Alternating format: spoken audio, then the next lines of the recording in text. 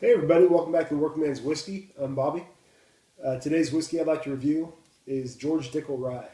And you guys know that I love George Dickel products. The first review I ever did was George Dickel number 12. We've done the George Dickel number 8.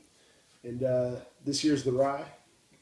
This one's a little bit different, not just because it's a rye, but this is the only one of George Dickel's products that isn't made in Tennessee. It's still a Tennessee whiskey, but this whiskey here is distilled in Indiana and bottled in Connecticut, I believe. Yeah, Norwalk, Connecticut. So, you know, they just outsource their stuff. You know, I mean they use rye, which is I think grown in Indiana for the distilling process. But it still followed, this still follows the Lincoln County process, which is a chill filtering process. And George Dickel himself, he started his distillery in 1870 in Lawrenceburg, Kentucky. And he always believed that distilling his whiskey in the winter months made for just a better quality product. He felt that the chill filtering gave it a better taste. So George Dickel products still to this day follow that same process. And this rye here it's 95% rye and 5% malted barley, which I love rye whiskey. I love a lot of different rye whiskeys. We've reviewed a few on here, and this here may be my favorite. I love Old Overholt. I love Rittenhouse. Those, in this, they're all rye whiskey, but they're completely different, all three of them. And a lot of rye whiskey, Rittenhouse to me almost borders on, bourbon flavors. The sweetness of a bourbon. You can taste the corn in there a lot. This product here, George Dickel Rye, has 0 corn in it. It is 95% rye, 5% malted barley. So you're going to get a completely different flavor profile than Rittenhouse, and different than Old Overholt as well. This one here, to me, this is what I imagine rye tasting like way back. Rye is the oldest whiskey in the United States. Rye was grown out east, back east, in the early days of whiskey making here in the U.S. And they felt that rye, was plentiful, and also on their journey out west, it held up. It survived the elements, so it was easy to to put those grains into making whiskey, and kind of had a double victory there for them. That you could use rye in their food and their drinking. So anyway, George Dickel Rye. Let's pop this open.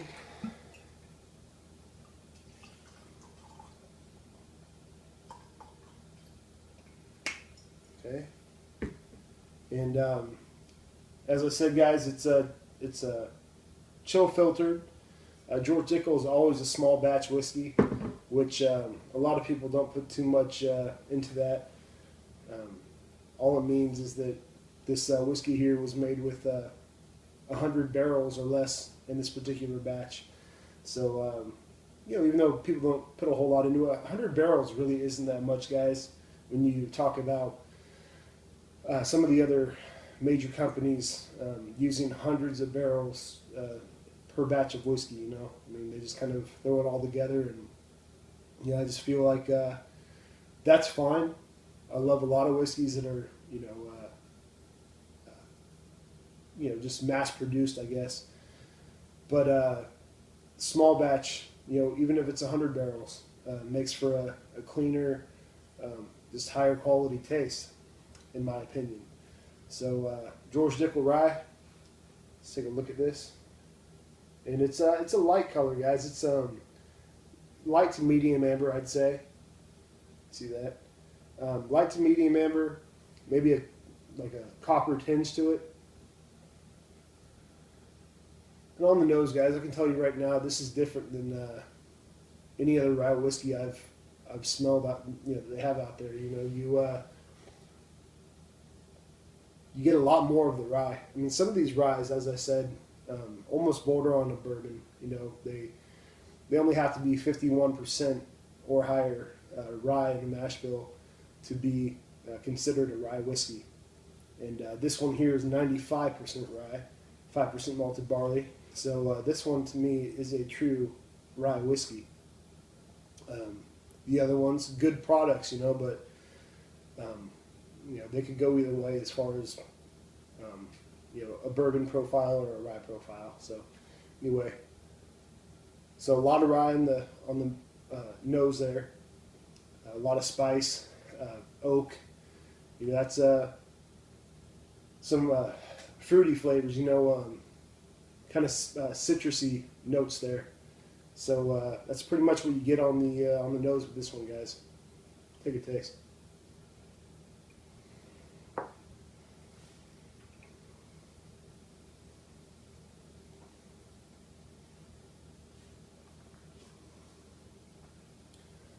And on the palate of this one, guys, you get, up front, you know what you're going to get as far as that rye. 95% rye in the mash bill. That rye is right there for you. Hits you right in the face, right in the mouth when you take that first sip. And it's a great flavor, great flavor. You get some oak in there, definitely. Some things that you get the citrus as well. Sorry, citrusy, more kind of a sour notes. Grapefruit or like lemon rind or something like that. But then you get some flavors that you might not think about. I know I've heard some people talk about some weird stuff, that they taste, like, shoe polish and stuff like that. It's like, okay, nobody really wants to hear about their whiskey tasting like shoe polish. But anyway, this one here, as far as kind of stranger flavors go, I get some dill here, guys. Tastes like, like pickle juice or something, some dill, definitely in the profile there. Also, and this is probably going, this is a mix of the spice from the rye and the barrel, the oak barrel, some sawdust, and to me that's a great flavor. If I go into like I work around a lot of old buildings, was drilling out some some old 2x6s just yesterday actually. And you've got that even if it's old wood, you get that fresh sawdust smell going on there, and that's what I'm getting, guys, just on the palate there.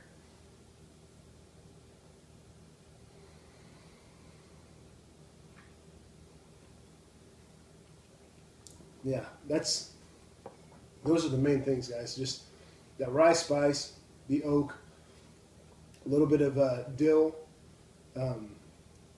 That sawdust flavor going on, a little bit of like a mintiness, but guys, this is what I imagine. Could be wrong, I'll never know for sure, but this is what I imagine rye whiskey would have tasted like in the Old West, and I love Old West type whiskeys, things that have been around since that era.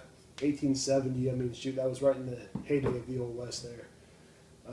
After the Civil War, a lot of people coming west. People came west before then too, but that's the heyday of the Old West back then, around 1870. So I can picture George Dickel being sold at the old saloons back then. And it's a great taste. I love George Dickel products. I love rye whiskey, and definitely recommend this, guys. Anywhere from 20 to 25 bucks. This one here was about $24 or so. So if you guys find anything George Dickel, I definitely recommend getting yourself a bottle. Try it out if you want to beforehand. A lot of things you can do. You can mix it. Goes great, in an old-fashioned, sidecar. You can make Manhattans, whatever you guys want. I like it straight.